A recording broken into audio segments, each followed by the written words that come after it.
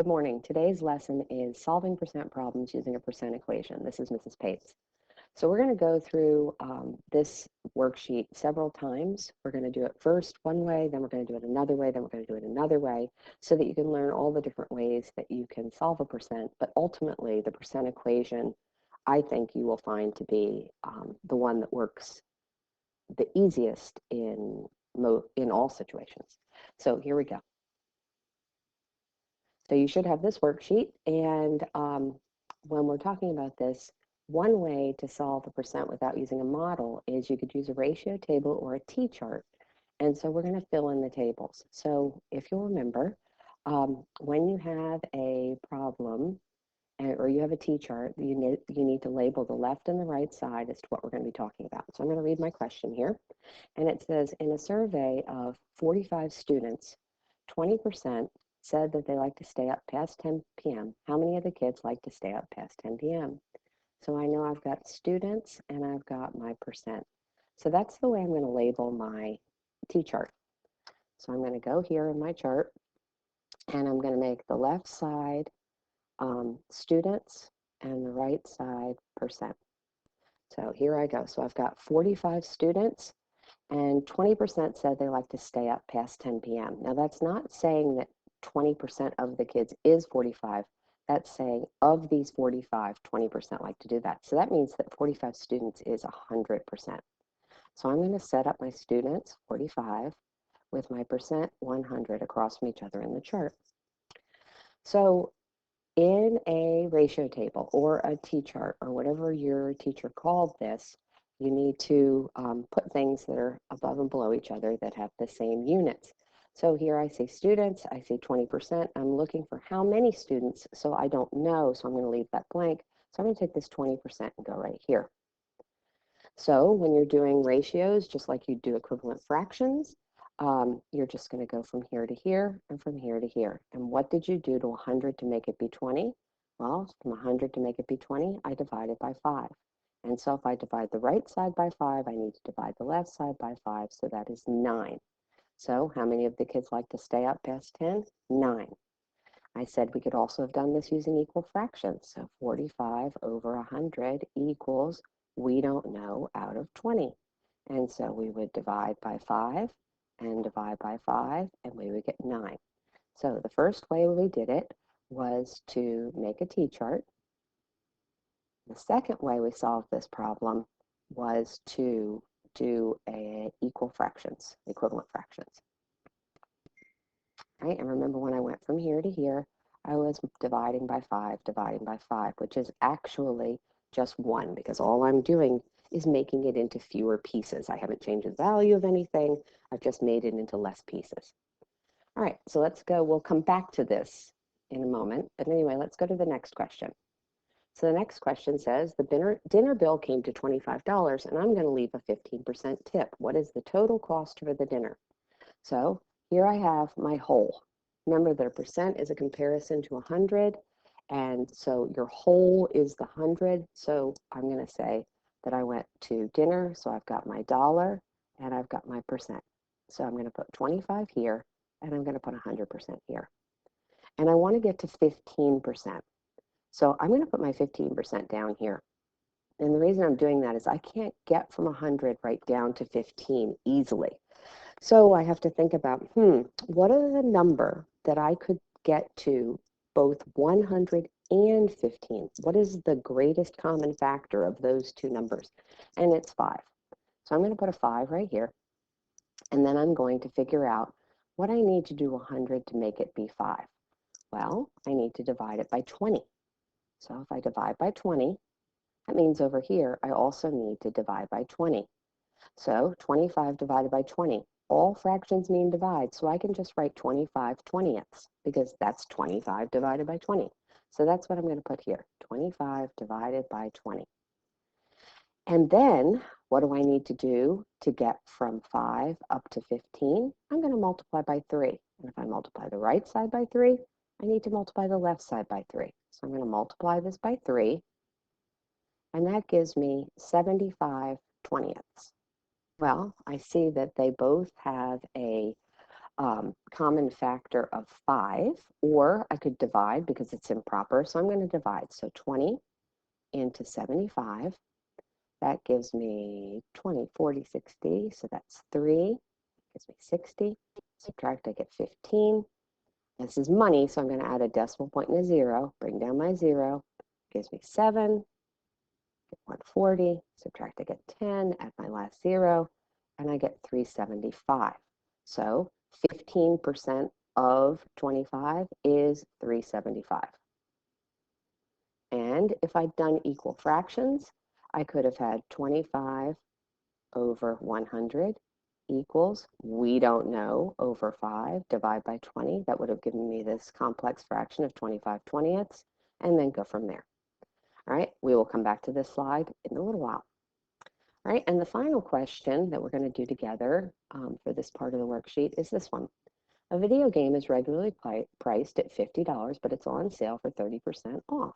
So 50 is my 100%. So I'm going to put my dollars, I'm going to put my percents. I've got 50 and I've got 100. And then I'm going to put my 30 down here. So there are multiple ways you can see this and think about it. You could do, like I said, many things. So I can think about what's a number I could go down to and then come back up from. Well, I could go down to 10 by dividing by 10 and dividing by 10, which is going to give me 5. And then I could multiply by 3 and multiply by 3, so that's going to give me 15. Another way I could think about it is if I made equivalent fractions, I have 50 over 100. Hey, wait, that's a half. 50 hundredths is a half, so if I think about 30ths, oh, that's going to be 15 30ths. Ultimately, the number that I'm going to be working with is going to be 15. So we're going to come back to that in a moment. So let's go back to the beginning of the worksheet. So here we were talking about how we could do the percent without using a model. And I said we could do a t-chart, we could make equivalent fractions. And then another way we could do this would be to use a proportion. So here's my equivalent fraction I started with. So I have 40, let me change color pens so we know what we're doing now. So I had 45 over 100. And we're going to add a third way, and that's a proportion here. Okay. So 45 over 100 equals, we don't know, and in math we're going to use x, over 20. And so remember, when you're doing a proportion, you are going to multiply the means. So that's 100x, and the extremes, and that's 900. And then we're going to divide by the coefficient of x, divide by 100, divide by 100, and x is equal to 9. So that's a third way we could solve the problem. So let's see if that works for the other ones. So we'll go here and we'll stick with the purple. We have 25, that was my total, over 100 equals, we don't know, over 15. And notice I have my percents next to one another. I've got 100% next to 15%. I've got 15 and 25 across from x because these are both my monetary amounts. All right, so to solve a proportion, I'm going to, whoops, sorry about that. To solve a proportion, I'm going to multiply the means. 100 times x is 100x, and the extremes. So I'm going to multiply 15 by 25, and 15 times 25 I know is 75. That's not right.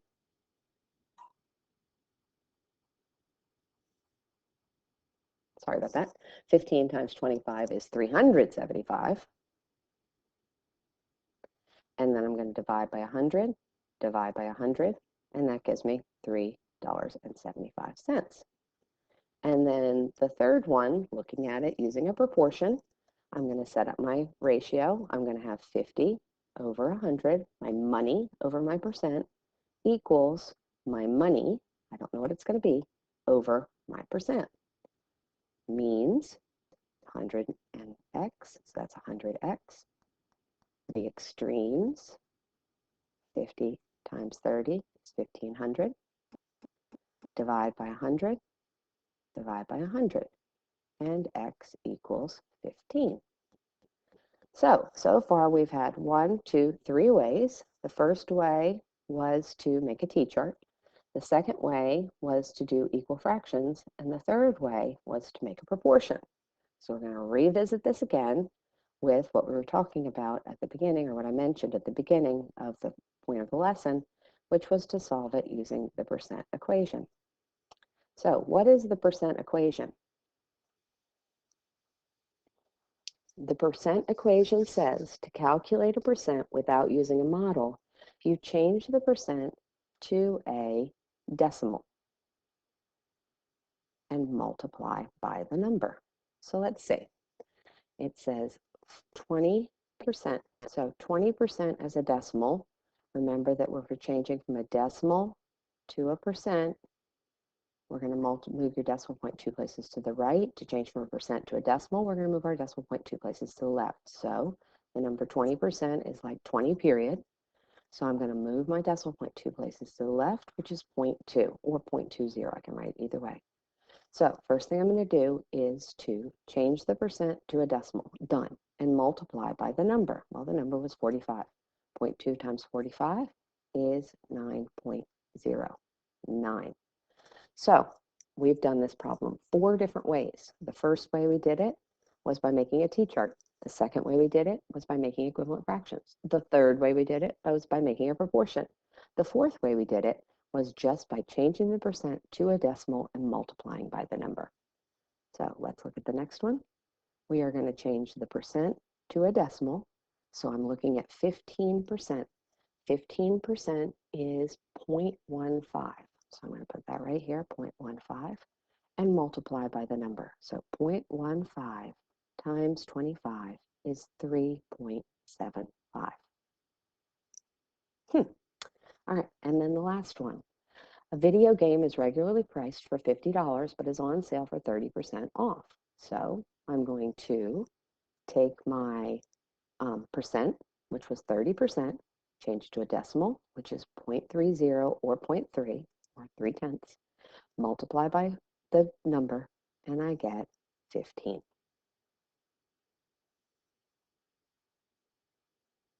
But we're still not done. So let's look back at these 3 questions again. So the first question said, in a survey, 45 kids, 20% say that they like to stay up past 10 p.m. How many students like to stay up past 10 p.m.? So this is just a percent. We're just asking what part of the kids like to stay up past 10 p.m. So the answer to this question is 9. Okay. And then we're going to look at the next one. It says, I'm going out for dinner. I'm leaving a 15% tip. Well, when we go out for dinner and we leave a tip on the table, it's in addition to what we paid for the meal. So we're going to pay $25 to the restaurant, and then we're going to pay 15% for the server. So if it says, what's the total cost of my dinner, I'm going to have to take that $25. That goes to the restaurant. And then I'm going to take the $3.75, which goes to my server, and I add that up, and it's going to be $28.75. So the total cost of this dinner was $28.75. The final question says it's on sale. So when you buy something on sale, it means it's going to cost less than it would cost to begin with. So I know that the 30% off is $15, and because it's on sale, it's going to be off. So to find out how much money I'd be spending, I'll do 50 minus 15, which gives me $35. So how much will I pay for my video game if it's on sale? $35. Thank you for listening. Make sure you've got all this written down, and we'll do some practice in a moment. Thanks.